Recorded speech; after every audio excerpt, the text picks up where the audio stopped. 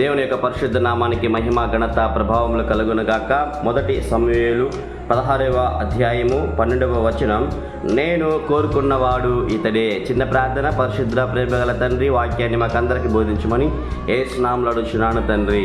ఆమేన్, ఆమేన్, ఆమేన్. Video వీక్షిస్తున్న ప్రియ సహోదరి సహోదరులారా, మీకు ఒక గొప్ప శుభవార్త. ఏంటో ఆ శుభవార్త తెలుసా? దేవాది దేవుడు, రాజాది రాజు, ప్రభువులకు ప్రభువు, దేవదూతలకి దేవుడైనటువంటి యెహోవా ఈ మాట మీతో సెలవిస్తున్నాడు.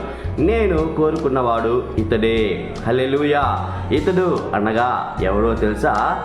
గొర్రెల దొడ్డిలో గొర్రెలు కాసుకుంటున్నటువంటి దావీదు, తల్లిదండ్రుల చేత వెలివేయబడిన దావీదు, అన్నదమ్ముల చేత నెట్టబడిన దావీదు, కుటుంబం చేత ఎన్నిక చేయబడలేనటువంటి దావీదును దేవుడు కోరుకుంటున్నాడంట. హల్లెలూయా.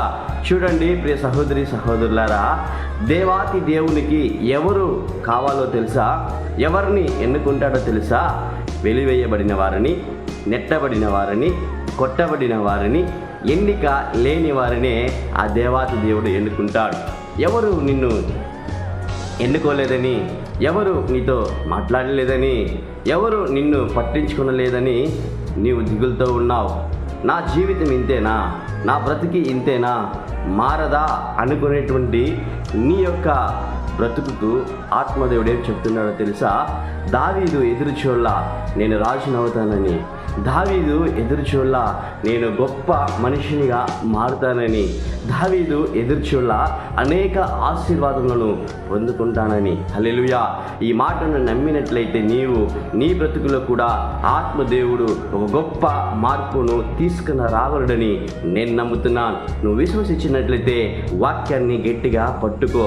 చూడండి, దావీదు మాత్రమే కాదండి, ఇదిగో నత్తివాడైన మోషే, చదువు చంద్య లేనటువంటి పేతురు, ఇదిగో హంతకుడైనటువంటి సౌలును పౌలుగా మార్చుకునేట్లే నిన్ను కూడా నా దేవుడు ఎన్నుకుంటాడు, కోరుకుంటాడు.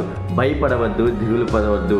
దేని నిమిత్తము నీవు దిగులు పడి బింబెలు పడి ఇదిగో నేను ఎన్నిక లేనని నీవు దిగులు పడుతున్నావో నాకైతే తెలియదు. ఆత్మదేవుడు నీకే మాట్లాడుతున్నాడు.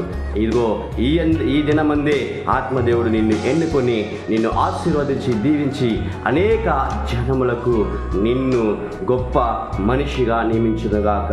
హల్లెలూయా. దేవుడి వాక్యమును నీకు నీ హృదయమునకు నీ యొక్క మనసుకు నెమ్మదిని కలుగు చేయనుగాక. ఆమేన్, ఆమేన్, ఆమేన్.